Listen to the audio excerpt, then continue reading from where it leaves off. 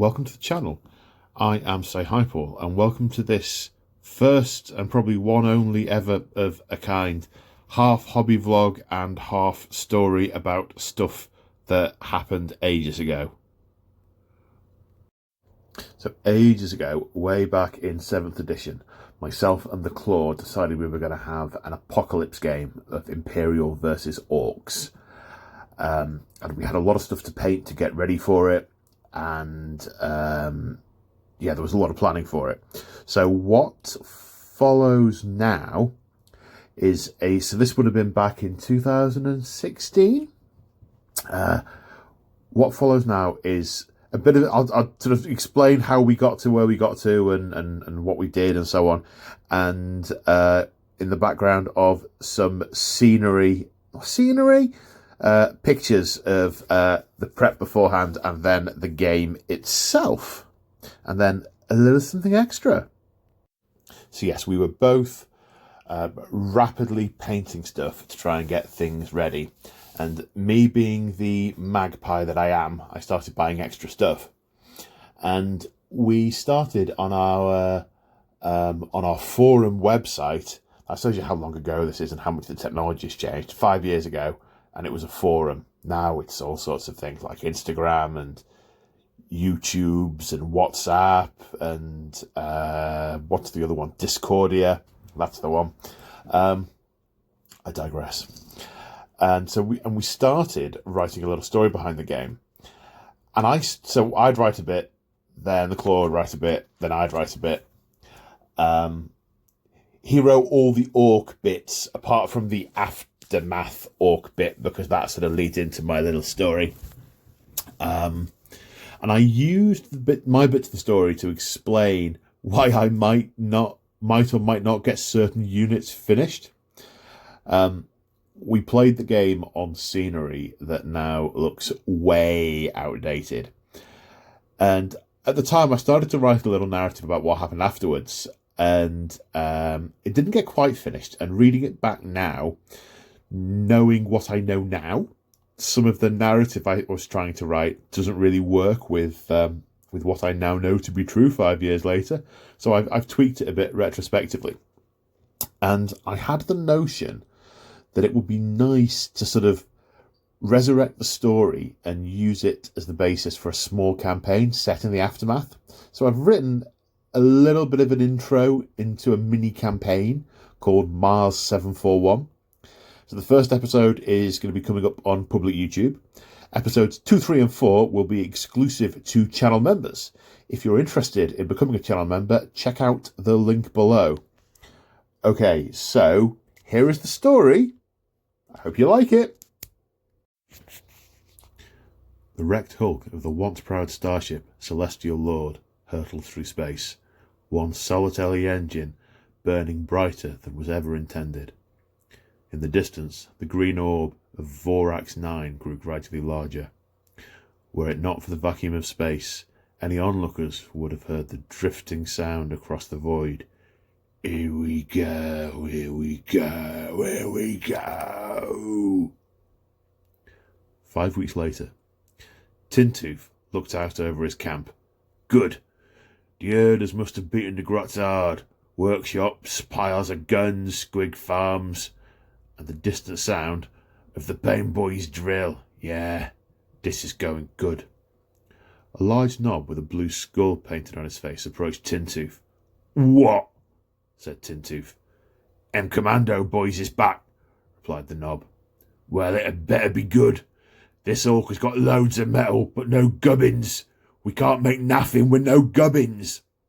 The knob grinned. Oh yeah, they found us something good. Some of them metal oomies have got hidden workshop, what they's got buried underground, with trucks coming in and out, chock full of gubbins it is. Tintooth grinned, revealing how he got his name. Get the lads ready. I's gonna go wake up the big guns. Sicarian Princeps 101000010 strode into the tech priest Dominus's chamber, his metal feet scraping on the floor as he walked.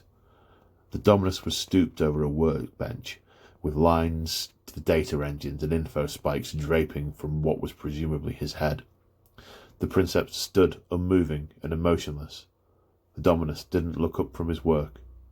The princeps left the chamber, to the scraping sound that had accompanied him on the way in. Astropath Burandi craned his neck and tilted his head slightly. It was an odd habit for him to have picked up, but he did it every time he began sifting a message out of the immaterium. He beckoned over his apprentice. "Take this message down, boy, and take it to the Lord Commander immediately." He began to dictate. A space hulk crash-landed on Vorax 9 18 days ago. It was carrying Xenos. Orcs. The Orcs have discovered the concealed manufactorum facility Mars 741 and are massing forces. An imminent attack is anticipated. The single Skitarii maniple stationed at the forge is insufficient to repel the attack. Stealth is no longer a viable defence for this remote facility.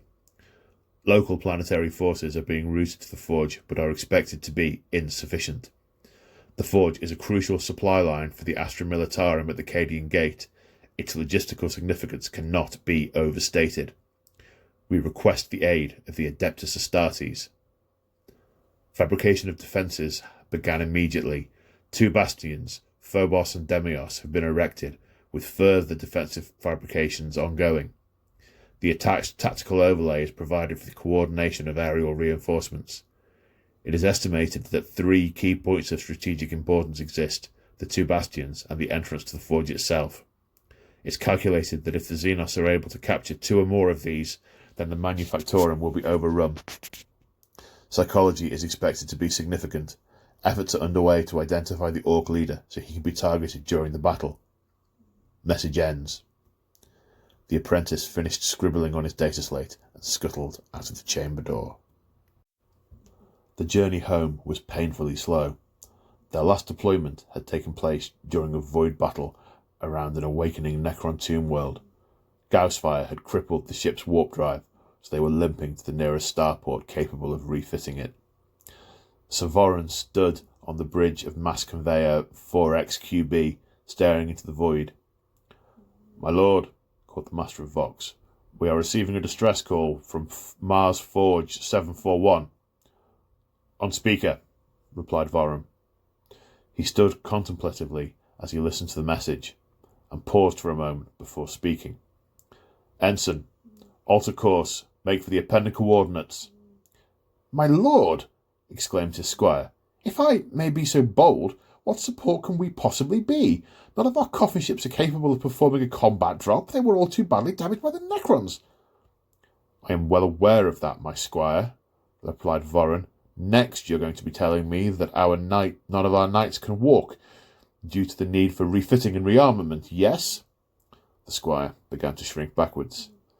"These are our sworn brothers in arms, and we shall not desert them, no matter the circumstances. We will take 2 knights with the best restoration projections and convey them to the surface by mass lander." "But, sire, forgive my impertinence, but what good will it be if the knights can't walk?" Voron tried to suppress a sigh. "This is an Adeptus Mechanicus forge. They will repair and refit us.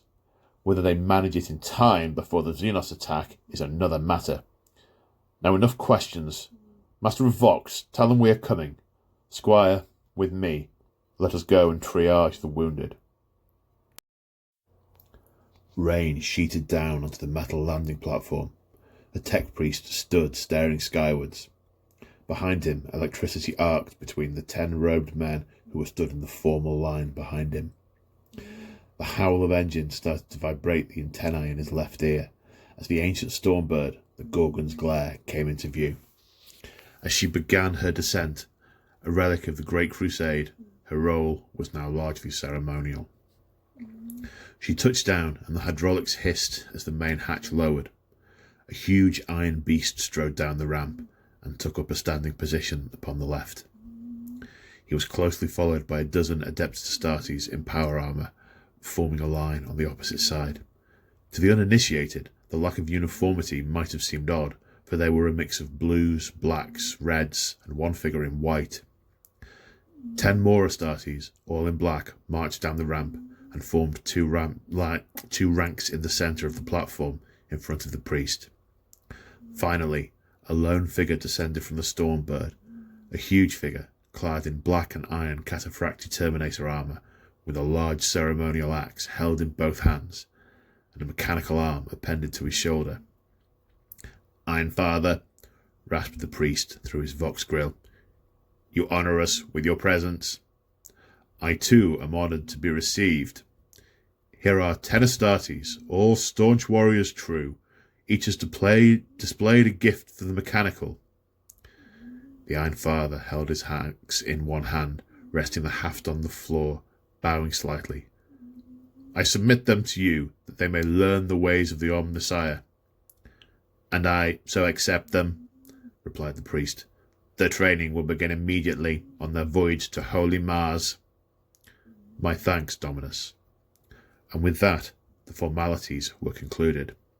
The aspirant tech marines were led inside by the electro priests. "My apologies, Iron Father. There is something urgent I must discuss with you," said the tech priest, switching his voice to binaric.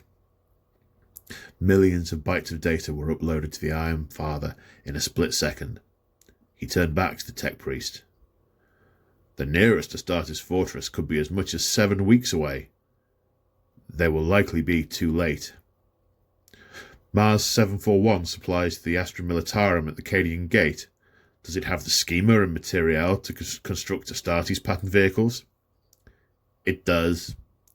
"Excellent," replied the Iron Father, transmitting a list to the tech priest in a binaric data burst. "Tell them to construct these and prepare them for the rites of commissioning. I will make Planet 4 with my unit in 3 days standard term." With that, he turned and strode up the ramp of the Gorgon's Glare as the engines began to cycle up. Tintooth strolled through the camp, loosely made up of scrap landers and fortifications made from the remnants of the settlement that they'd landed on. His orc horde was getting restless for war, and the bosses under him were eyeing him with a view to usurping his authority. He was gonna need to move on the Umi mech shop soon. He could smell the repulsive snakebite squig pens before he saw him. Give him oil and smoke any day. He stopped by the largest, most fortified pen, the big squig that is simply called Big Lad. He couldn't help but be impressed, even though it didn't have an engine. As he watched, it gored a squig herder, and he couldn't help laughing. Reports from the Blood Axe Commandos was that there was enough gubbins to make the gargant he'd been planning, and apparently they'd brought more walkers that with some improvements could be more shooty and more killy than Gork's Maul, his prize stomper. Back to the task in hand. He needed to get them zap cannons off the scraplander and mounted on Big Lad. It was fidgety when you tried to weld things to it. Maybe feed it some Umi slaves to distract him. Yeah, that'll work. It was hot, unbearably so, and the humidity was a killer. Stevenson stood upright for a moment and ran his fingers around his collar. "Hands away from the detonator, prisoner," snapped the overseer. "Sorry, sir," replied Stevenson, withdrawing his hand. Wearing an explosive collar was not an easy thing to get used to, and he occasionally forgot himself. Stevenson returned to the sandbags that he was filling. As he worked, he glanced back at the overseer, stood sentinel over his unit, stood proud in his brilliant blue carapace armour, his hand wrapped firmly around the remote detonator.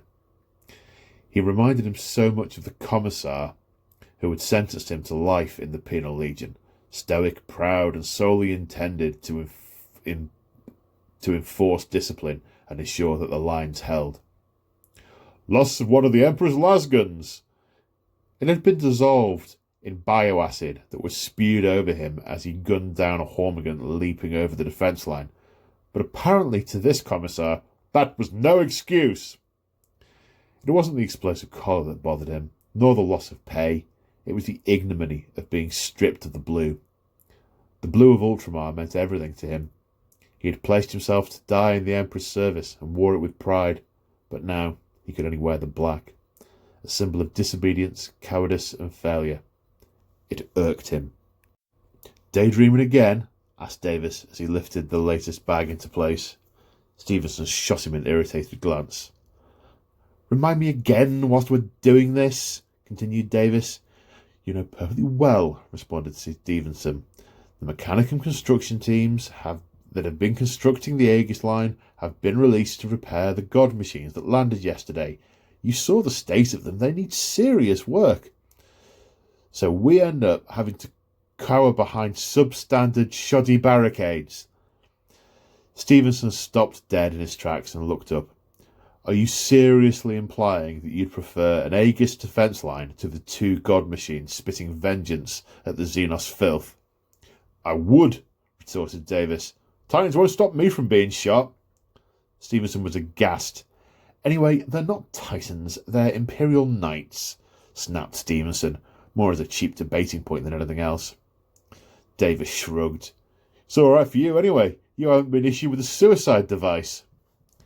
Stevenson looked over at their piled weapons and Davis's plasma gun atop the stack. That was one small mercy at least. "You think the sisters will make it in time?" said Stevenson, changing the subject. "They'd better," replied Davis. "The rumours I've heard about this order send shivers down my spine." He stood upright and looked purposefully back at the ranks of guardsmen in brilliant blue, ultramar blue, stood next to the pride of Armatura, a mighty Baneblade battle tank. "Because I hate to say it, based on what I've heard, this ain't going to be enough." "Back to work, you two," snapped the overseer. "Sorry, sir," they replied in unison. Tintooth sniffed the air. He could feel the war building. The chamber was dimly lit, mainly by the glow of the hollow projector on the table. It depicted the battlefield to come. The Iron Father stood leaning on the metal projector table, which bowed under the strain. "Our reconnaissance reports that the Orcs are beginning to mobilise. The attack will come soon." "Will your unexpected guests be joining us?" asked the Iron Father of the Tech Priest Dominus. "Unknown," came the response. "Let us begin then," the Iron Father continued. "My brothers are en route, but they will not arrive in time. I have received missives from the Dark Angels, Ultramarines, and Blood Angels chapters." "Blood Angels!" exclaimed the Colonel, quite by accident. The Iron Father shot him a look. "Yes." "Nothing, my lord," he replied sheepishly. "All of their arrival projections suggest they will be too late." "Well, then you will simply have to be victorious with the forces that you have available," said a new voice as two figures strode into the room. One was clad in bone-coloured power armour, an outlandish high tiara, and walked with a skull-topped cane. The other was in a muted suit of carapace armour, with a brown tunic, a mailed fist, and a wide-brimmed hat. "Quite so, Inquisitor," he replied, turning back to the table. "Status updates." Clearing his throat, Savorin went first. "Lord, we are ready to command our knights as and when required. I will have to defer to others to tell me if the repairs have rendered them fit to perform a combat walk." With his rarely used crackly vox grill, the Dominus spoke. "The Hand of Mars is fully commissioned and ready to perform a walk as required." "And what of the Red Fist?" inquired Voron, turning to the Iron Father. "It was severely damaged. My Tech Marines and I have had to refactor many elements, with components taken from the Gordon's Glare," he said solemnly. "The night the Red Fist is no more, for it bears a heart of iron, and the heart of iron has been born. Forever will it be an Iron Hand." "As charming as this sentimentality is, do you think we could move on?" said the Inquisitor in the brimmed hat. The Iron Father clearly struggled to contain his annoyance at both the slight to his honour and the sacrifice of the components from the Gordon's Glare. "Princeps," snapped the Iron Father, "are your troops ready?" "Affirmative," came the answer. The Colonel spoke. "My platoon is ready, as are the penal legionaries. However, the anticipated reinforcements from the 7th Sun's Tank Division have been delayed. The jungle terrain has slowed their advance. Arrival projection, 2 days. The orcs won't wait that long, came the cold response. Canoness? The white-haired woman's head bobbed up and down on the yellow hollow projector as she enabled audio. The background rumble of a Rhino pattern engine could be clearly heard. We have been beset with issues and accidents, Commander. Arrival estimate 16 hours. Emperor willing, we will arrive before the attack begins. Inquisitor, is there anything you would like to add? Asked the Iron Father grudgingly. The Inquisitor slowly raised his head so his eyes were visible from underneath the rim of his hat. You are operating under a misapprehension, Commander. I am not a member of the Order of Xenos. I am here for other reasons. He gestured to his colleague. The Inquisitor spoke. I can report Xenos activity in sectors 4, 7 and 12. They're a long way out. Do we have any idea what the orcs are doing there? Replied the Iron Father. The orcs? Replied the Inquisitor. I never mentioned the orcs. The battle was as long as it was brutal. Huge improbable contraptions and wailing greenskins hurled themselves at the defences. At what he calculated to be the crucial moment, the fulcrum of the battle, a hulking wreck of the Orc Stomper lurched towards the Tech Priest Dominus, swinging a great flail. The Tech Priest Dominus performed a myriad of calculations. The first thing that he noticed was that the head of this flail was constructed from Adeptus Astartes' Mortis pattern dreadnought. He filed the observation and appended data for later study. Other observations were parsed, landing on a critical piece of data.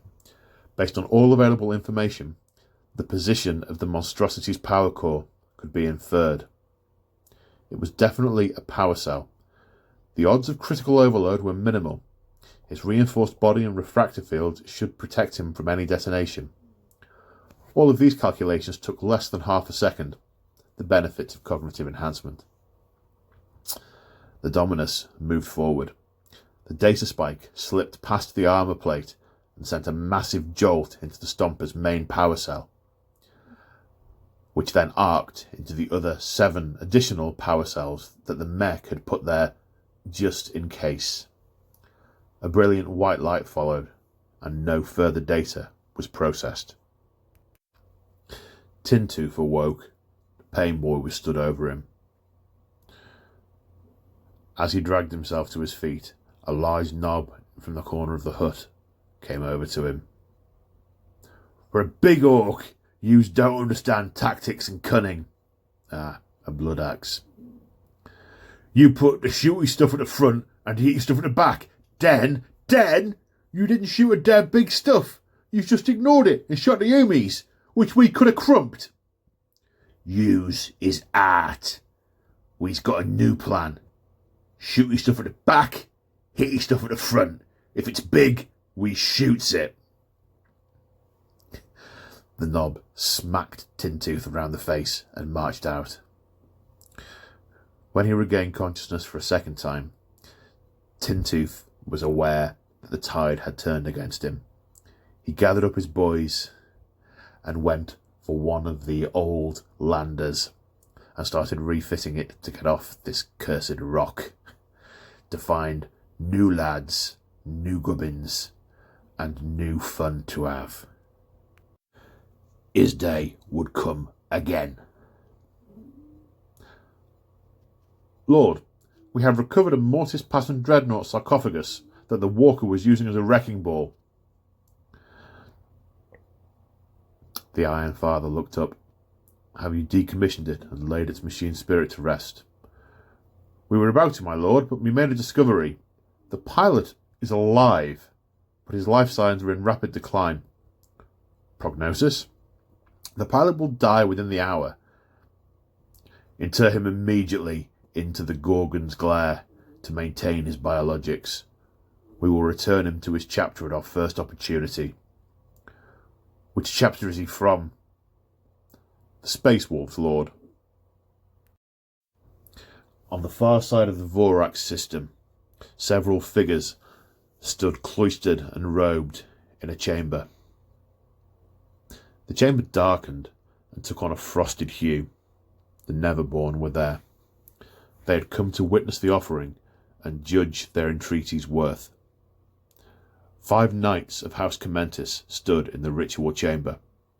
Around each knight, 8 sacrifices were laid, each showing the 8 points of the compass of the eightfold path. Each one a psyker. Some of these were lowly mutants, like those that surrounded the war dogs. Others were astropaths, navigators and such.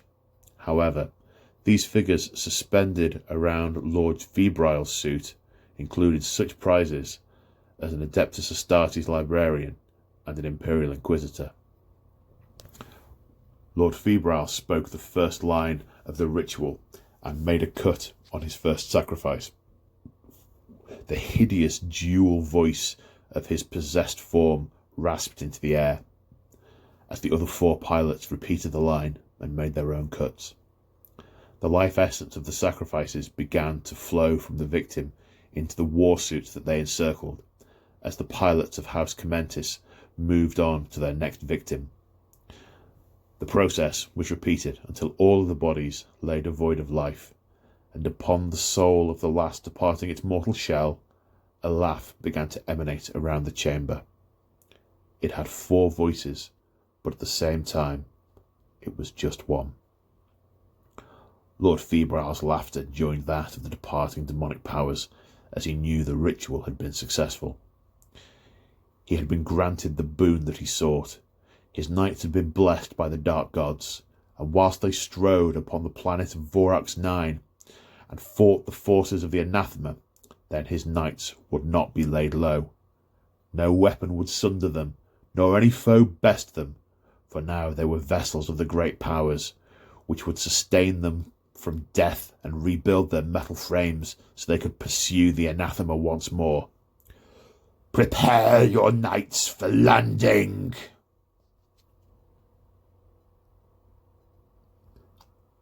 Thanks for listening. Stay safe.